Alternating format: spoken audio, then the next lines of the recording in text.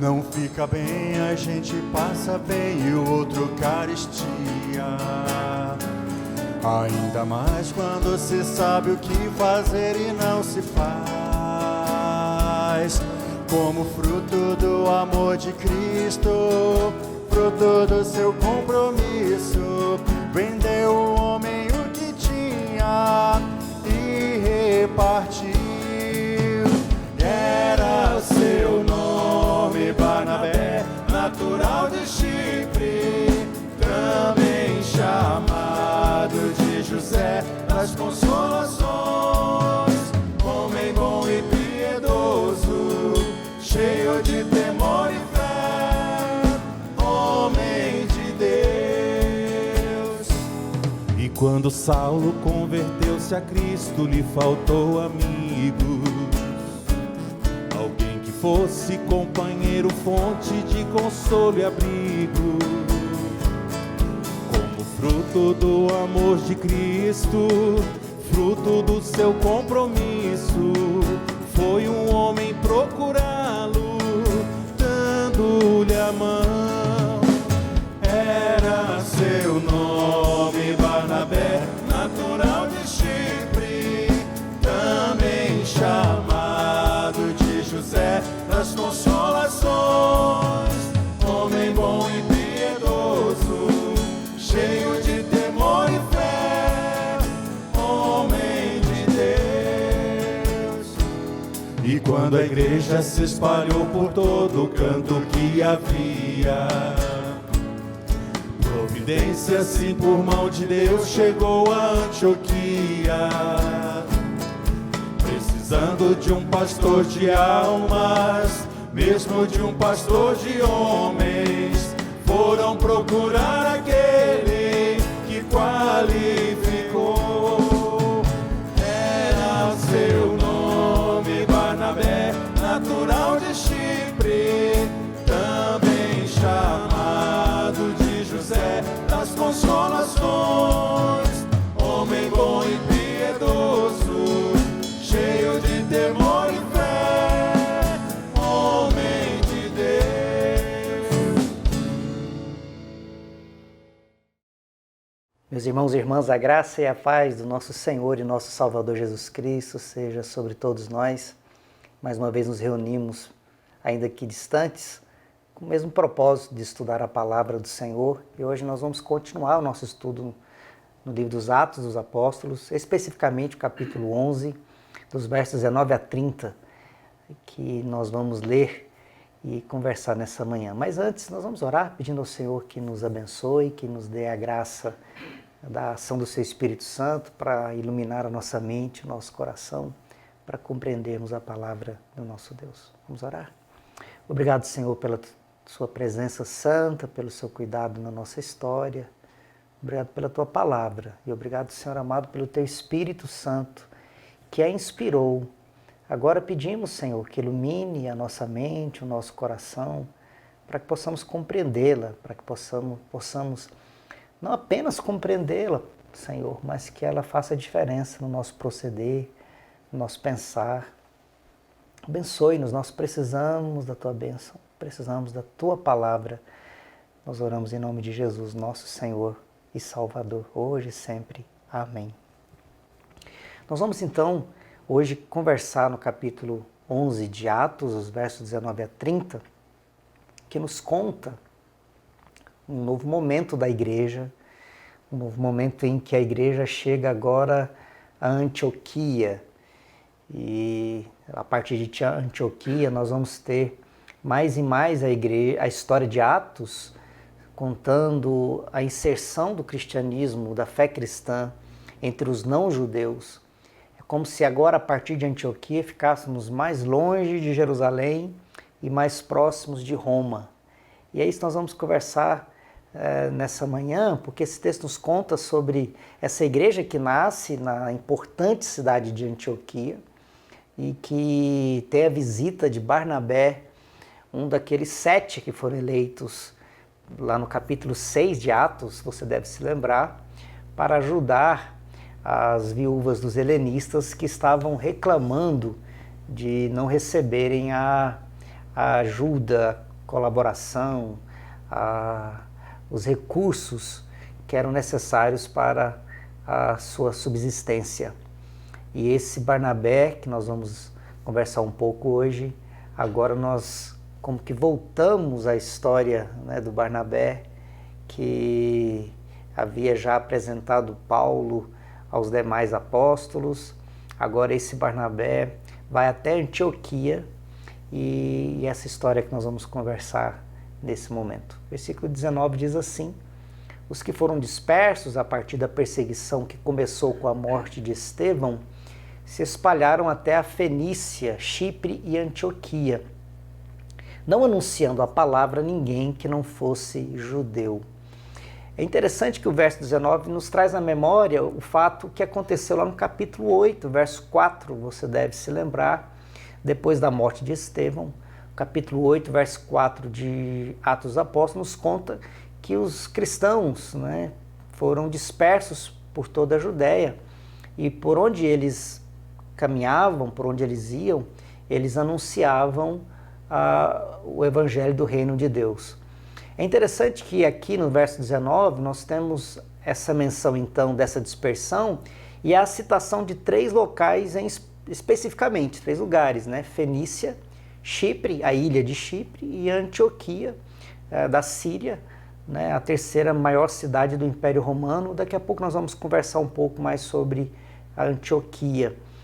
Mas o texto nos dá uma afirmação interessante, né? Que esses que se espalharam pela Fenícia, Chipre e Antioquia anunciavam a palavra, mas apenas para os judeus, não anunciando para aqueles que não eram, obviamente, não judeus. O que nos faz aqui lembrar, né, de que os textos anteriores, quando nos fala da ida de Pedro até Cornélio, até a cidade de Cesareia, bem como a pregação de Filipe em Samaria, é claro que esses eventos, eles são pregação da palavra de Deus para não-judeus. No caso especificamente de Cornélio, no capítulo 10, e também do eunuco, relatado no capítulo 8, nós temos menção direta a pessoas que, no caso do eunuco, possivelmente um judeu, né, que nasceu como judeu, mas não poderia ser, porque não poderia ser circuncidado, não podia participar das celebrações no templo, mas no caso de Cornélio, nós temos claramente um não-judeu.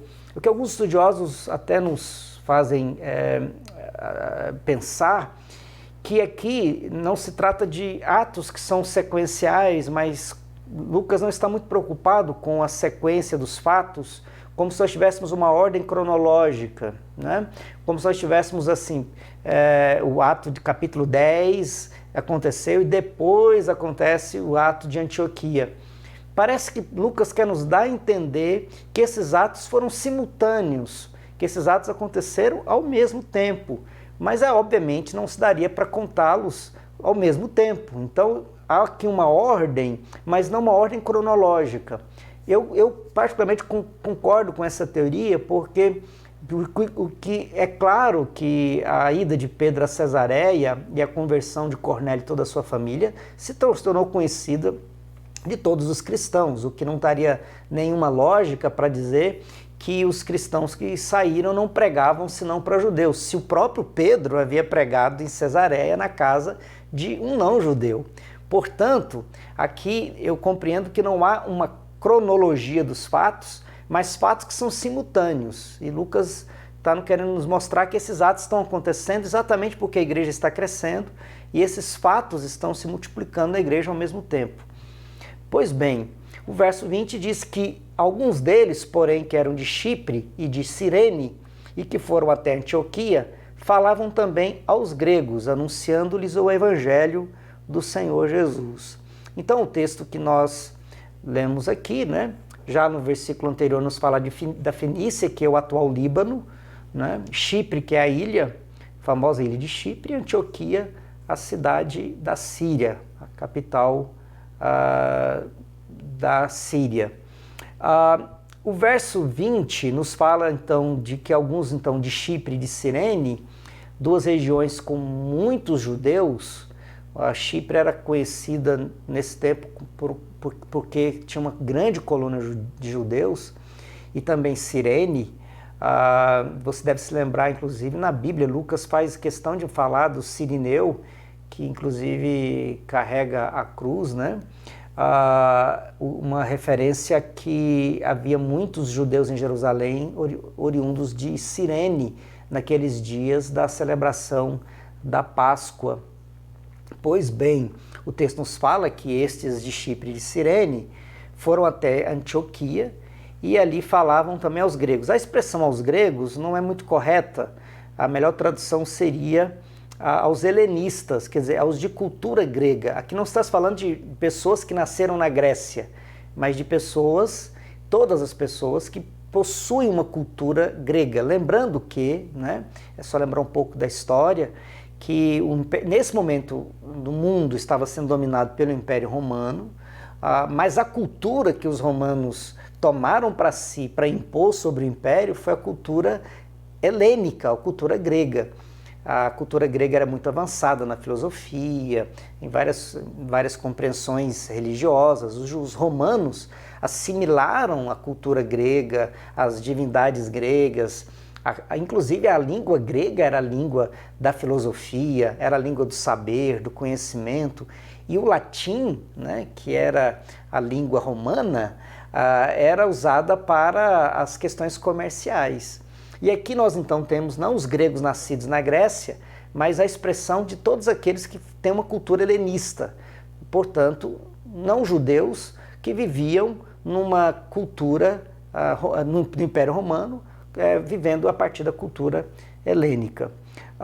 E essas pessoas, né, foram pregar então, esses que foram de Chipre e de Cirene, foram pregando aos não-judeus. O verso 21, a mão do Senhor estava com eles e muitos crendo se converteram ao Senhor. Uma menção maravilhosa para nos lembrar que a obra da salvação é a iniciativa de Deus. A mão do Senhor estava com eles e muitos se converteram. A mão do Senhor estava com eles. Essa expressão quer nos lembrar, Lucas, de que a obra da evangelização e a conversão é uma obra da graça de Deus. É Deus que usa, né, da pregação, da proclamação, do testemunho para que vidas sejam alcançadas. Não é o esforço da igreja, os esforços missionários que fazem com que a igreja cresça. É a mão do Senhor que faz com que a igreja possa exercer a sua missão no mundo e as pessoas possam responder essa palavra e se converterem. A conversão é uma obra da graça de Deus e não do esforço humano. Verso 22, a notícia a respeito deles chegou aos ouvidos da igreja que estava em Jerusalém e enviaram Barnabé até Antioquia. Nós já sabemos quem é o Barnabé, foi um dos 7 eleitos lá no capítulo 6, conforme Lucas narrou, né, para ajudar na distribuição dos alimentos, dos recursos às viúvas dos helenistas. Lembremos-nos que é aqueles que foram para Jerusalém, que eram judeus, que moravam fora de Jerusalém e que falavam grego, que foram para a festa do Pentecostes e lá, possivelmente estavam lá desde a festa da Páscoa e ficariam até a festa do Pentecostes, esperando as celebrações, e eles estavam ali, né, e muitos desses se converteram.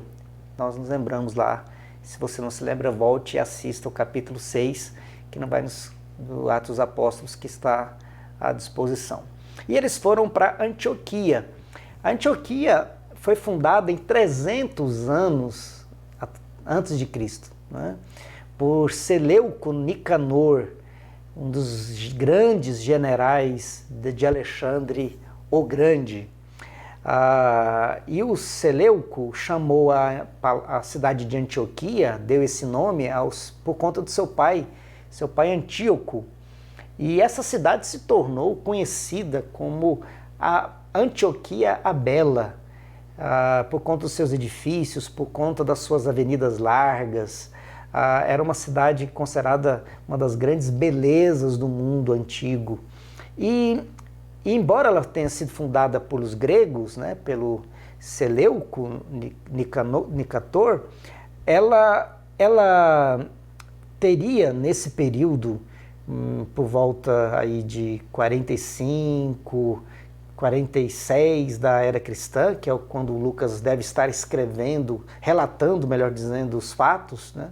Lucas escreve isso posteriormente, mas ele está falando de um período por volta de 45, 46, né? Que é quando a gente consegue imaginar que o Barnabé vai até Antioquia. Essa cidade tinha nesse período cerca de 500 mil pessoas. Isso, para esse período da história do mundo, né, era uma cidade extremamente grande.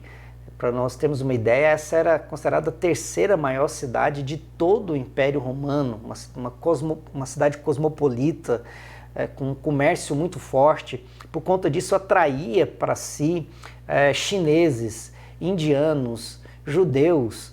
E essa cidade de Antioquia, né, essa grande metrópole, né, do tempo antigo, é para lá que esse Barnabé vai, né? O Barnabé vai a pedido dos apóstolos para verificar o que estava acontecendo, né, com a conversão de algumas pessoas. Então, quando nós pensamos em Antioquia, tem que lembrar que é uma grande cidade, né?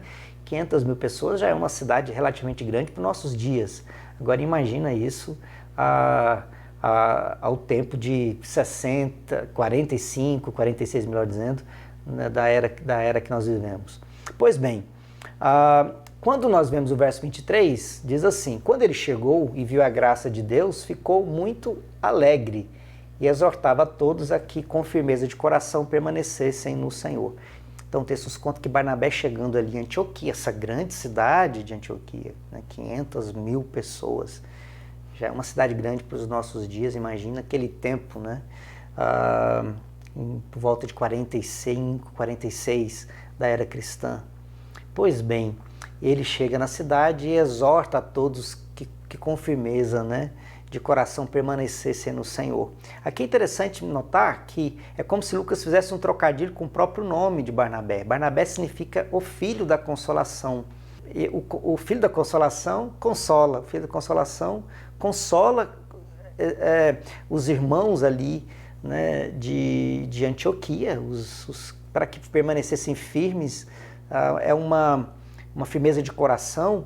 A perseverança, né, pressupõe estar consciente e perseverante num único propósito, para que eles permanecessem nesse propósito de coração, colocassem todo o coração naquilo, né? Colocassem o coração naquilo que agora era o sentido da sua existência, que era Jesus, e que permanecessem no Senhor. Perseverança e integridade, perseverança e integridade de coração, toda a vida em Jesus.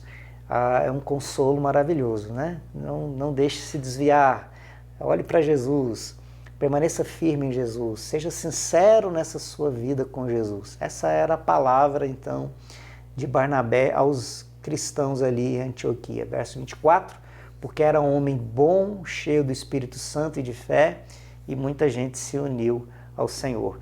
Que bonito essa expressão do verso 24, era um homem bom, cheio do Espírito Santo e de fé. Ser bom, ser cheio do Espírito Santo e ter fé, não são características individuais de uma pessoa, né? Não são características individuais da personalidade de uma pessoa, mas acima de tudo são sinais da presença de Deus, porque Deus está em alguém, é que ele é bom, ele é cheio do Espírito Santo e é que ele tem fé, né?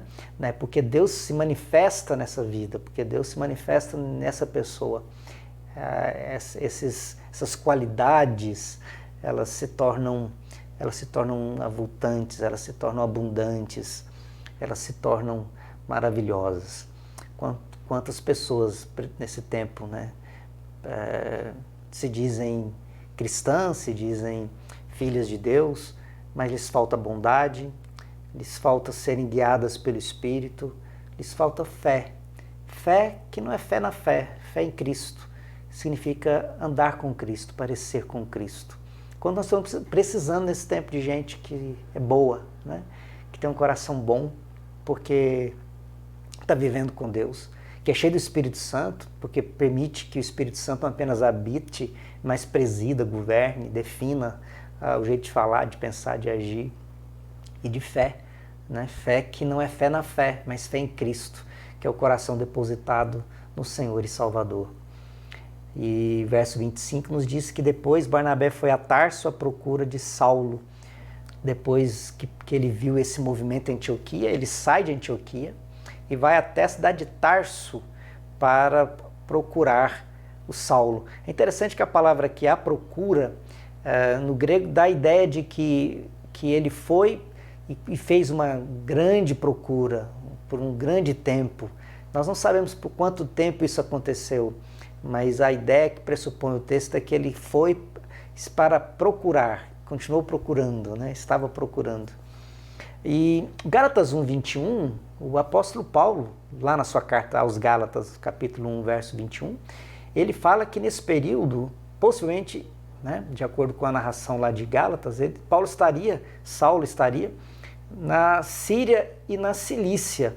Depois você dá uma olhadinha lá no capítulo 1, verso 21 de Gálatas. O que nós, então, podemos entender é que Barnabé saia de Antioquia, vai até Tarso e começa, então, a procurar o Saulo, né, por vários lugares, porque ele não estava na cidade, ele estava pregando o evangelho nas regiões da Síria e da Cilícia. Verso 26, e quando o encontrou, levou-o para Antioquia, e durante um ano inteiro se reuniram naquela igreja e ensinaram numerosa multidão. Em Antioquia, os discípulos foram pela primeira vez chamados de cristãos. É interessante que então eles vão para Antioquia, agora Barnabé e Saulo, e ali em Antioquia eles passam a discipular, a ensinar, mostrando a importância que é a vida para a vida cristã, que nós não apenas creiamos em Cristo como nosso Senhor e Salvador, mas que possamos também nos fortalecer no conhecimento, no ensino. Quanto o ensino é desprezado, né? Quanto as pessoas nesse nosso tempo desprezam o ensino acurado das Escrituras, com profundidade. Quanto tempo nós gastamos com tantas coisas, com tantas distrações. Não que às vezes ter uma ou outra distração não seja positivo, não é isso que o pastor quer dizer.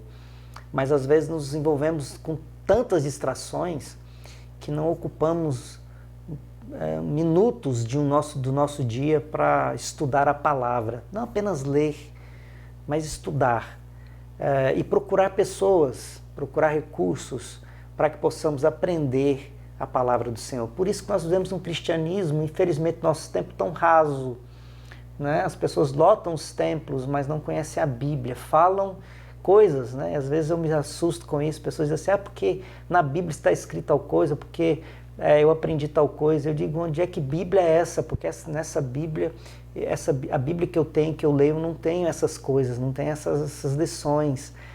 E aí, por conta disso, nós temos um cristianismo de segunda mão. Cristãos estão nos templos e ouvindo a palavra que o pastor fala, que o padre fala, que o bispo fala, que o irmão fala, né? Mas não a palavra que ele estuda com afinco, com profundidade, está sempre pegando de segunda mão, né? E aqui nós estamos numa oportunidade maravilhosa de estudar a palavra, de vasculhar o texto bíblico, de entender as Escrituras, não numa leitura superficial, porque essa leitura superficial não produz discípulos, produz agregados apenas, né? Produz uma fé que é baseada às vezes só na emoção, às vezes sem qualquer tipo de raiz. E raiz leva tempo para crescer, né? Raiz não cresce de um dia para o outro. Raízes demoram um certo tempo para se desenvolverem.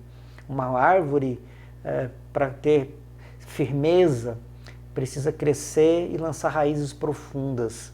Um cristão, para ter flores, produzir frutos, produzir vida, precisa de raízes profundas.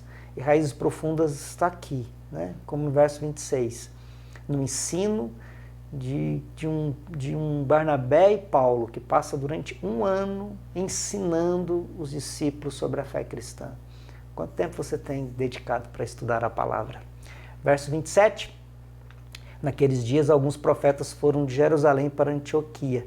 Aqui nós temos, então, alguns profetas, né? Possivelmente irmãos de Jerusalém, cristãos de Jerusalém, sabendo, né, que existem cristãos em Antioquia, eles caminham em direção a Antioquia, uma grande distância, e vão para Antioquia para realizar aquilo que faziam, né, os chamados profetas itinerantes.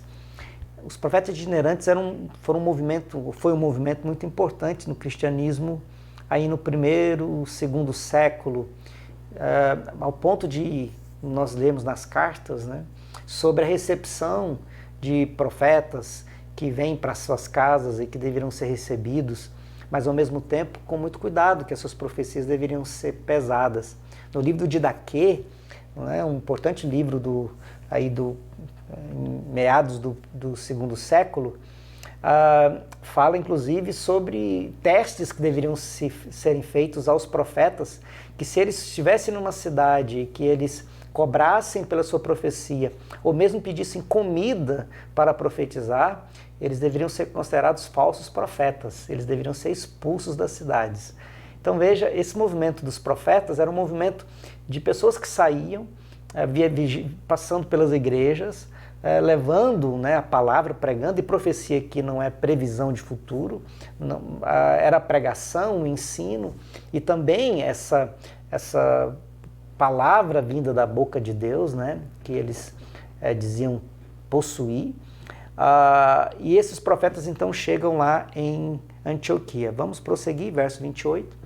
E apresentando-se um deles, chamado Ágabo, dava a entender pelo Espírito que haveria uma grande fome em todo o mundo. Essa fome veio nos dias do imperador Cláudio.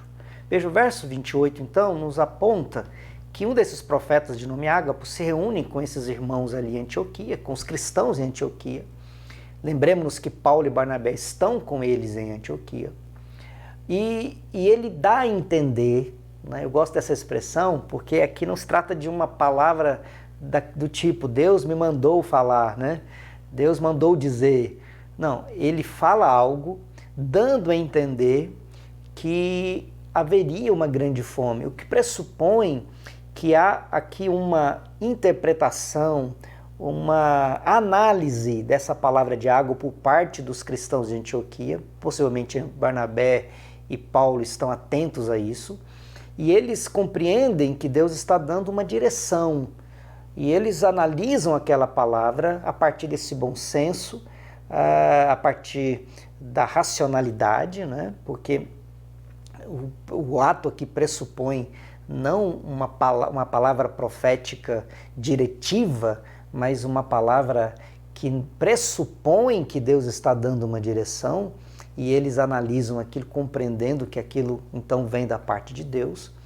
E Lucas faz um remendo no texto, né, dizendo essa fome veio nos dias do imperador Cláudio. Lucas faz questão de apontar que essa fome veio nos dias do imperador Cláudio. É como se Lucas estivesse contando um fato, e aí esse fato já aconteceu, porque Lucas está narrando um fato que aconteceu há vários anos atrás. Então é possível que aqui nesse lugar, Lucas, já sabendo o que tinha acontecido, ele narra, essa fome veio nos dias do imperador Cláudio. Cláudio governou entre 41 e 54, da era, obviamente, cristã, e durante o seu período de governo, de império, tivemos 3 grandes fomes. E é interessante que o próprio Paulo, né, vai falar também sobre isso no capítulo 1 de Gálatas. Depois nós vamos dar uma olhadinha lá. Mas o verso 29 continua dizendo, os discípulos, cada um conforme as suas posses, resolveram mandar uma ajuda aos irmãos que moravam na Judéia. Então, os irmãos lá de Antioquia, os cristãos de Antioquia, cada um começa a tirar parte dos seus recursos para dar uma ajuda, uma colaboração aos irmãos da Judéia. Aqui nós temos a igreja, aqui em Antioquia, a igreja gentílica, tomando a mesma atitude, o exemplo, né, da igreja de Jerusalém. Lembremos da igreja de Jerusalém, que os irmãos vendiam suas propriedades, repartiam os bens entre todos. Lembremos-nos que essa igreja, no capítulo 6 de Atos, de 1 a 6, reúne os seus recursos para ajudar as pessoas que estavam passando fome, e por isso que foram eleitos 7 homens cheios do Espírito Santo para fazer essa distribuição. Então aqui a igreja de Antioquia, entendendo que o modelo de Jerusalém tem que ser seguido, né? Que é o modelo de repartir com quem precisa aquilo que se pode fazer. Nos versos 30, e eles o fizeram, enviando essa ajuda aos presbíteros por meio de Barnabé e Saulo. E eles o fizeram, enviando essa ajuda aos presbíteros por meio de Barnabé e Saulo. Em Gálatas capítulo 2, versos de 1 a 10, eu queria só ler os versos 1 e 2, Paulo diz assim: 14 anos depois, fui outra vez a Jerusalém com Barnabé, levando também Tito. Fui em obediência a uma revelação. Veja como aqui o texto de Gálatas 2, de 1 a 10, vai nos dar a impressão muito clara de que Paulo está relatando o mesmo fato relatado por Lucas, né? Que ele vai com Barnabé a Jerusalém. O final do capítulo, versículo 10, vai nos mostrar que é para cuidar dos pobres, que foi dado em obediência a uma revelação, a uma palavra vindo da parte de Deus. E eles vão até Jerusalém enviar essa ajuda aos presbíteros. Presbíteros aqui já é uma palavra técnica já utilizada para se referir aos líderes, né, homens que eram eleitos, que eram colocados para colaborar no ensino, no governo da igreja que já estava se organizando enquanto Igreja de Cristo. Vamos refletir um pouco nesse texto para que possamos tirar algumas lições para a nossa vida. Primeira delas, até aqui Lucas já nos contou uma série de ações de Barnabé. Como seria se você fosse um Barnabé na igreja, em sua casa e no seu trabalho? Quando nós lemos as inserções, né, do Barnabé em Atos dos Apóstolos, nós vamos perceber que é um homem que está sempre sendo generoso, que sempre sendo solidário, fazendo a mediação. Lembre que ele vai até Jerusalém para apresentar Saulo aos apóstolos, para que ele pudesse ser bem recebido. Aqui, mais uma vez, ele aparece para consolar e aparece com esse coração de pastor, coração generoso para cuidar dos irmãos ali de Antioquia. E vai até Tarso buscar Paulo, para Paulo ser um companheiro nessa jornada. O que seria, né, da igreja, na sua casa e no seu trabalho, se você e eu fôssemos mais parecidos com Barnabé? Vamos pensar nisso? Segunda questão que eu queria conversar com você é que nós vemos nesse texto que a igreja em Antioquia se tornou conhecida por seu testemunho aos não cristãos, nos versos 20 a 22, sua lealdade a Cristo, verso 26, e sua generosidade, no verso 29. Como nós cristãos somos conhecidos na nossa casa, fora da nossa casa e na nossa comunidade, nossa igreja? Somos conhecidos como aqueles cujo testemunho traz impacto à vida dos outros por conta da nossa fé em Cristo. Somos conhecidos também por conta da nossa lealdade a Cristo. E somos conhecidos também por conta da nossa generosidade. Eu queria que você refletisse nisso. Me parece que esse é o grande ponto desse texto. Essa igreja em Antioquia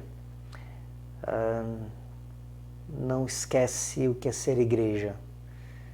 Quando ela tem que expressar a sua fé, a sua vida, a sua prática, ela faz exatamente aquilo que a igreja de Jerusalém havia feito. A igreja de Jesus não muda. Não importa se ela está em Jerusalém, se ela está em Antioquia, se ela está em Brasília, se ela está em qualquer lugar. Os cristãos são aqueles cuja vida deve impactar na sua jeito de falar, no seu jeito de viver, aqueles que estão à sua volta. Os cristãos devem ser aqueles cuja lealdade os faz conhecidos como aqueles que, acima de tudo, são leais a Cristo e são generosos, são capazes de repartir aquilo que têm para aqueles que nada têm. Vamos orar?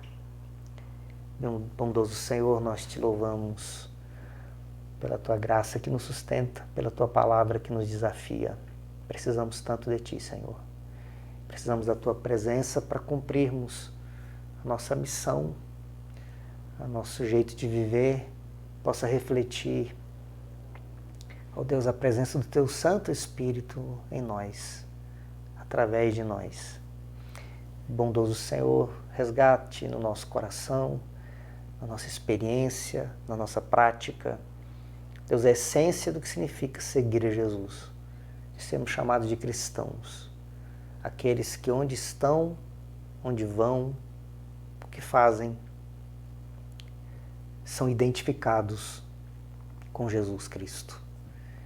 Ó Deus, faz esse milagre na minha vida, faz esse milagre na vida dos meus irmãos e das minhas irmãs, para que possamos ser mais parecidos contigo e essa nossa semelhança com o Senhor seja acima de tudo, na nossa capacidade de viver todo o tempo, tendo ao Senhor como a nossa maior e inquestionável lealdade, mas também como aqueles que são generosos, porque aprenderam no Senhor que a maior bênção é poder estender a mão, é poder repartir, é poder compartilhar.